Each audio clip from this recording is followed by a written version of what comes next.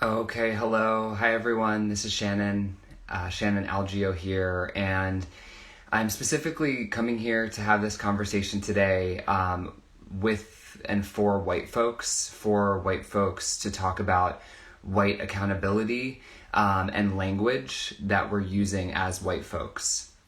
And I realize as I'm having this conversation, I'm realizing that I'm a white person talking about race, which means that this is going to be an incomplete conversation and that this conversation is going to be limited by my perspective, which is a perspective that comes from whiteness. There's a huge part of me right now that's like, how dare you speak about this? And there's a stronger part of me that's saying, how dare you not? Because there are white folks who follow me, and I feel it's my responsibility to speak to something that I'm seeing and that I've had to deal with myself as I've become more awakened to my own internalized racism and implicit bias. And my intention in sharing this is that we as white folks, through getting the information that I have been given and I've learned, that we're able to do less harm. So I just want to acknowledge that by doing this video, I will potentially and likely do harm because when I speak up about race, I am speaking through the limitations of my lens. So I'm here to talk about accountability, and I'm here to talk about language, and specifically one word that I've shifted in my language that has been a meaningful shift to do less harm to people of color. And I want to invite people, especially if you are a leader, which we all are, but especially if you are in the spiritual space or wellness space, I hear this word used a lot, and I think it's really important that we look at our usage. So I'm feeling nervous and fear in my body because this is new for me. I don't really want to do this video. I would rather not, and I feel myself aware that I want to be perfect at what I'm talking about. I've got my notes here to help ground me. But I'm also aware that perfectionism is a way that I, as a white person, tend to be inactive and not put myself forward into the messiness and discomfort of dealing with race. And it's really important that we deal with race and get ourselves into the arena and get into the mess.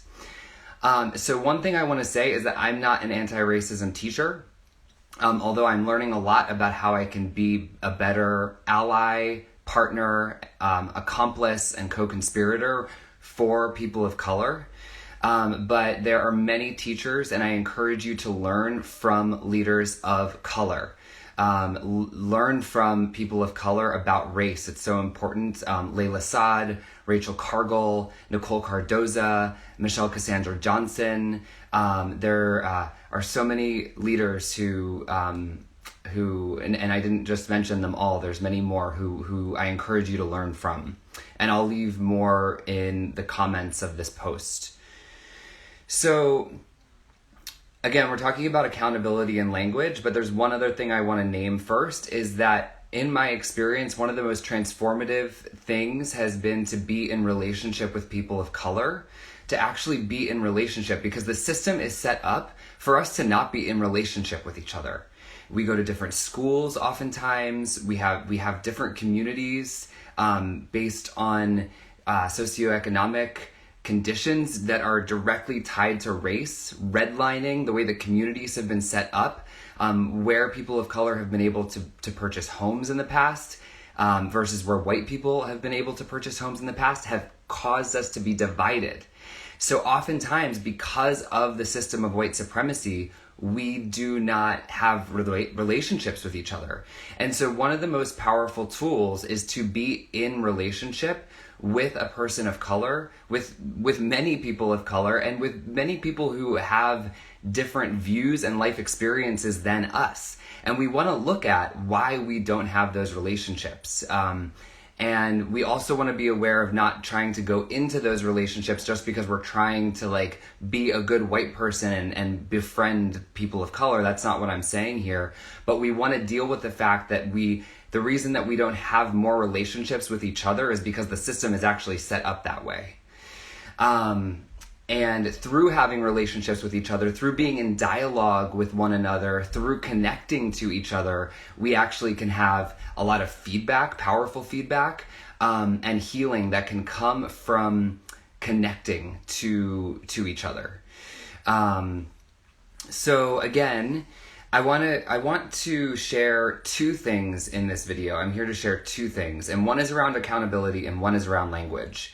And specifically with accountability, like, I'm doing this video and I'm aware that it's going to be imperfect and that I might even, sadly and unfortunately, I might harm someone. And so I'm accountable, meaning I'm open to feedback. And that is a perspective I have taken on because you may have heard this before, we don't know what we don't know. And we, especially as white folks, we do not know what we do not know when it comes to race. We are oblivious. I am oblivious. And so we must be humble and acknowledge we don't know what we don't know, and do not get defensive when someone is telling us that we have harmed them. You know, oh, but I didn't mean to harm you. That wasn't my intention. Intention does not match impact. It does not always match impact. Oftentimes, intention does not match impact. So we need to be accountable for our impact, the impact we are having on others. And in order to be accountable for the impact that I am having, I must be willing to get feedback and be accountable for the impact. So I encourage us to take on this lens of humility, of like, I am racist because I was born into white supremacy. White supremacy, as Cassandra Johnson says, skill in action. Follow her on Instagram, skill in action. White supremacy is the air that we breathe. It's the water we're swimming in. And so we don't see it. As white folks, we're trained to not see the suffering of people of color. We're trained to want to elevate ourselves and center ourselves and better ourselves and assume that people of color have those same exact baseline conditions. But the truth is that the system of white supremacy and capitalism and the conditions of our country have made it such that that is not the case. So in order to wake up from our own internalized racism, the racism that's living inside of us, we need to be like, we need to have a sobering moment of, I don't know what's happening here. And it's very disorienting at first. And what I see a lot of times in the spiritual community is people are like, good vibes only, or like, this is not aligned with my vibration, or I don't want to go there, or I'm focused on getting myself forward. That is white supremacy. If I'm more focused on bettering myself at the expense of someone else being harmed, and I need to ignore that person who's being harmed in order for me to better myself, then I am a part of the problem. I am a part of the problem. This is how productivity and hustling culture are so toxic and a part of white supremacy, because it has white folks hustling and going and pushing instead of taking the time to stop and pause and look at the system that we are complicit in and dismantle it and reorganize it and restructure it. Not by taking it on as a project myself to say, I'm here to do all the perfect things and I'm going to be a white savior and I'm going to save the day, but to be in relationship with people of color and say, what do you need? I want to center you. I want you to lead. How can I help you? How can I show up? What can I do better? And to end, this must be named, I need to do education myself. So I'm very aware of not asking people of color to teach me about racism, to educate me about things that I should already know, because that puts the emotional labor on them to not only heal from the trauma of systemic racism and white supremacy, but then also on top of that, to teach me about it. It's completely unfair. It's unjust. And so a step one in being accountable is taking accountability for how can I get informed? How can I get the information that I need? And how can I do less harm? How can I put the onus on myself to learn? And that's why I'm making this video, because I have learned a couple of things and I'm still learning. I have so much to learn. I say that humbly. But my hope is that by sharing this information, I can encourage you to get whatever information that you need and do less harm by asking a person of color to do that for you.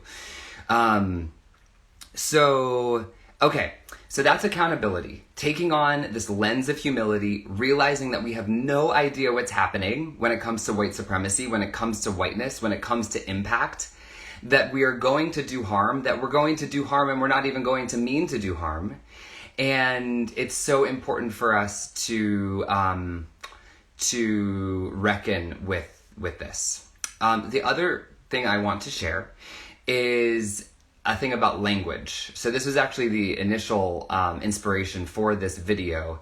And the thing about language to note is a specific word that I have removed from my vernacular, from my language, is the word dark or darkness to refer to something that is somehow negative or bad or evil. So some examples are like, she needs to deal with her darkness, or I'm working on some darkness, or I feel like a dark energy coming from you. The association with dark being bad is it is white supremacy. It is another way that white supremacy gets perpetuated, is that like white and light are somehow good and dark and black are somehow bad, which is, we need to remove this from our language immediately. And I'm hearing it and I'm seeing it in people's posts, and especially in like spiritual, energetic communities. We're using this word and it's actually doing harm. It's actually perpetuating this idea that darkness is somehow bad. And so I have replaced that word in my language with shadow. So we have the shadow and we have the light aspects of our own humanity. Everything has shadow and everything has light. But to say everything has darkness and everything has light continues to paint this narrative that darkness and that dark skin is somehow less than light or white skin. And it's often subconscious. I know a lot of people don't mean it that way, but the feedback that I've gotten directly to me is that it can do harm and that it does harm.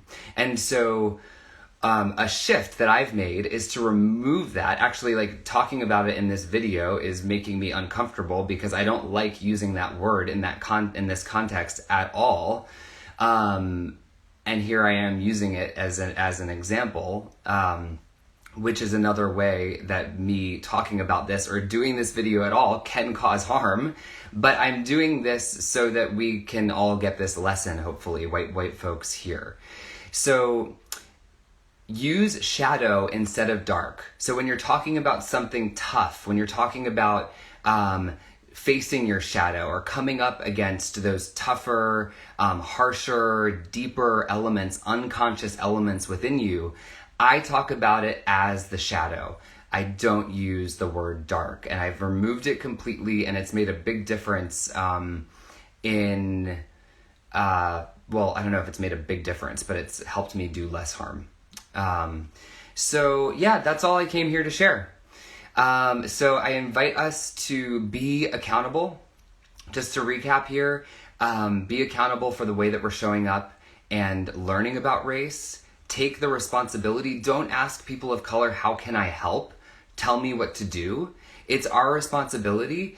We are responsible for white supremacy. We are responsible for how we're complicit. We're responsible for what we know, and we're responsible for what we don't know. And so we need to treat this like our jobs. We need to treat this like this is really fucking important, because it is. Lives are on the line, and we need to put it on our priority list. So for me, for example, one way that I'm accountable is I'm reading Me and White Supremacy by Layla Saad. Combat Racism, Change the World, and Become a Good Ancestor. And I haven't started reading this book yet. I have done some of the workbook exercises. I've interviewed Layla on my podcast Soul Feed, and I'm being super accountable right now. I haven't done the work. And as Layla said in one of her posts, if you're reading the book and you're not doing the journaling exercises, you're cheating.